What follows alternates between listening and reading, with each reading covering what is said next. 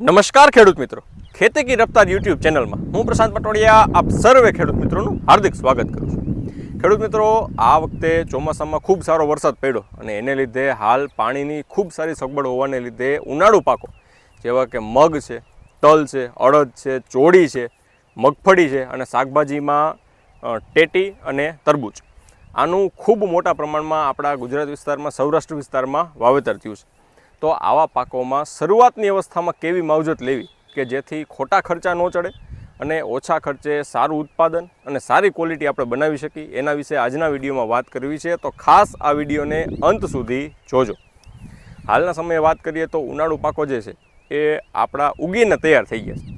જે પાછળ વાવેતર છે એમને અઠવાડિયે કે 10 દિવસના કે 15 દિવસના પાક થયા છે અને જેમણે વહેલું વાવેતર કરેલું છે એને મહિના દિવસ આજુબાજુનો આ તમામ પાકો થઈ ગયા છે। તો હાલના સમયે સૌપ્રથમ તો ફર્ટિલાઇઝર એટલે કે ખાતરો કયા પ્રકારના વાપરવા।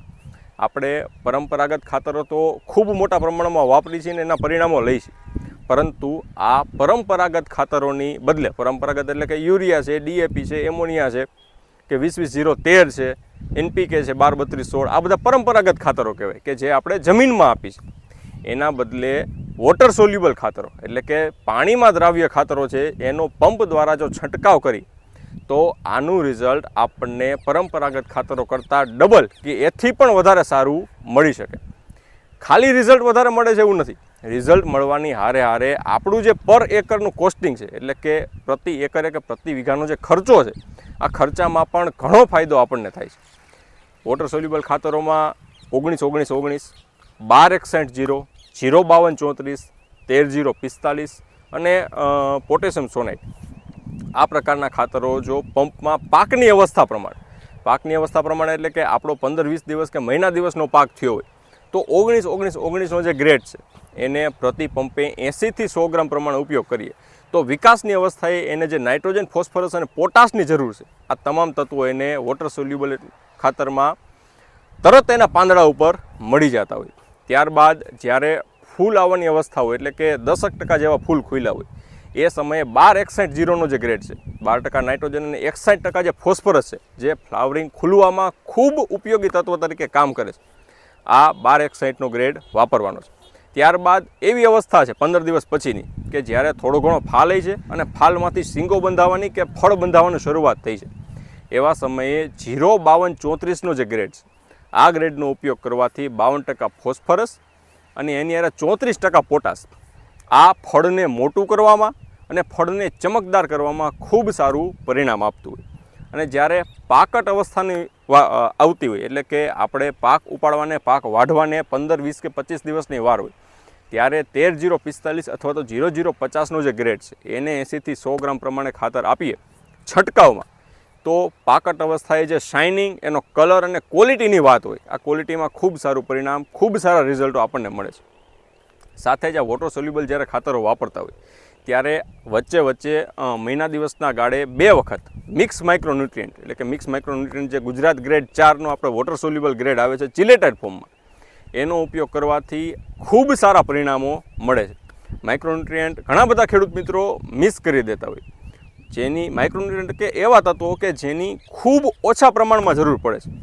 જેમ ભોજનમાં મીઠું છે એ ચપટીક જ નાખવું પડે એમ માઇક્રોન્યુટ્રિયન્ટ આપણા પાકને ચપટીક સ્વરૂપમાં જોતા હોય, પરંતુ આ જો આપણે એડ કરી દઈએ તો સોનામાં સુગંધ પડતી હોય। હારે જ શરૂઆતની અવસ્થામાં આવતા રોગ જીવાતની વાત કરીએ તો હાલનો જે ગરમીનો સમય છે આ સમયે મોટાભાગના પાકોમાં થ્રિપ્સ અને સફેદ માખી આ 2 જીવાતોનો ખૂબ વધારે એટેક જોવા મળે છે।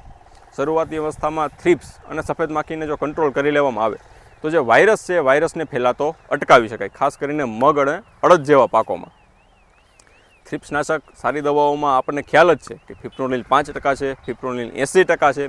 થ્રિપ્સની આરે જો લીલી પોપટી ક્યાંય દેખાતી હોય તો ફિપ્રોનિલ પ્લસ ઇમિડાક્લોપ્રિડ 40-40%ના જે કોમ્બિનેશનમાં આવે છે એ દવા પણ ખૂબ સારું પરિણામ આપે છે। હળવા રાઉન્ડમાં લેમડા સાયલોથ્રીન છે અથવા તો લેમડા સાયલોથ્રીનની સાથે થાયોમિથોક્ઝામનું જે કોમ્બિનેશન છે આ પણ ચૂસિયા અને થ્રિપ્સમાં ખૂબ સારા પરિણામો આપતું હોય।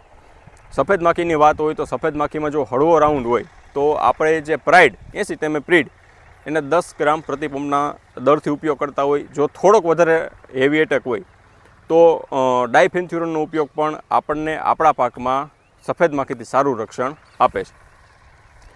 ફૂગનાશકોની જો વાત કરવામાં આવે તો શરૂઆતની અવસ્થામાં જ્યારે મહિના દિવસનો પાક થયો હોય ત્યારે હળવા ફૂગનાશકો એટલે કે કાર્બેન્ડેઝિમ પ્લસ મેન્કોઝેબ એટલે કે સાફ છે, અથવા તો હેક્ઝાકોનાઝોલ એટલે કે કોન્ટાપ છે, અથવા તો આઈએલ કંપનીનું જે સોફિયા છે એ પણ હળવા ફૂગનાશકમાં સારા પરિણામો આપતું હોય.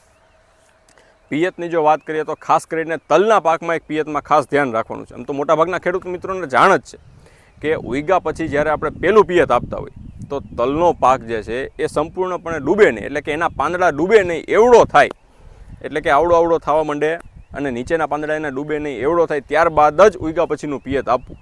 જો વહેલું તમે પિયત આપી દો તો તલના પાકમાં સુકારાનો પ્રશ્ન બહુ વધારે જોવા મળે છે. તો ખાસ તલના પાકમાં પિયતનું નિયમન કરવાનું છે. સાથે જ એક વાત એડ કરવી છે કે પીજીઆર પ્રોડક્ટો એટલે કે પ્રાંત ગ્રોથ પ્રમોટર એટલે કે આપણે વૈધ અને કુણપની દવાઓ ઉનાળુ પાકોમાં જેમને સારી જમીન છે, જેમને લોઠી જમીન છે, એમને પીજીઆરનો પ્રોડક્ટનો ઉપયોગ માપે કરવાનો છે.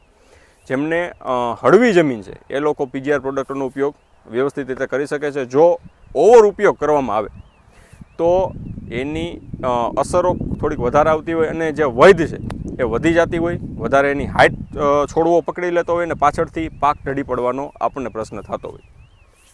આ માહિતી, આ વિડીયો આપણને સારો લાગ્યો હોય તો દરેક ખેડૂત મિત્રોના ગ્રુપ સુધી આ વિડીયો શેર કરજો કે જેથી દરેક ખેડૂત મિત્રોને આ સારી માહિતી એમના મોબાઈલ સુધી જોવા મળે. તમારે વધારે કાંઈ માહિતીની જરૂરિયાત હોય તો તમે અમારા હેલ્પલાઇન નંબર 91 041 35 11 3 ઉપર અમારો સંપર્ક સાધી શકો છો. ફરીથી મળીશું ખેતીને લગતી કંઈક નવીન પ્રકારની માહિતી સાથે. અત્યાર માટે બસ આટલું જ. ખૂબ ખૂબ આભાર. જય જવાન, જય કિસાન.